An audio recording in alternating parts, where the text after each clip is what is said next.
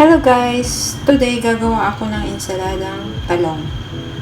Kasi wala namang kumakain ng mostly ng talong dito. Minsan lang.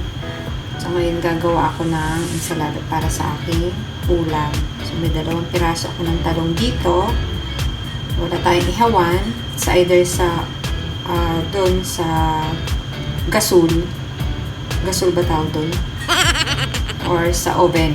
So, ngayon naisip ko sa oven natin iluluto para ihawin. So, unang gagawin natin, so, binilagyan natin siya ng mga butas para madali siyang maluto. Ayan. So, nakita nyo may mga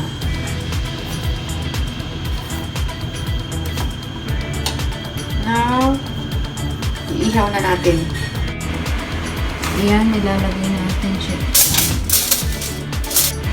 So, ayan guys, i-oven natin kasi may super grill yung aming oven. So, ito guys ang ating nilutong talong sa oven, gamit ang oven. And, prepare tayo ng kamatis, white onion, pwede din ng red onion, P1. And gusto ko rin siyang lagyan ng spring onion para mas masarap. Vinegar, salt, and black pepper.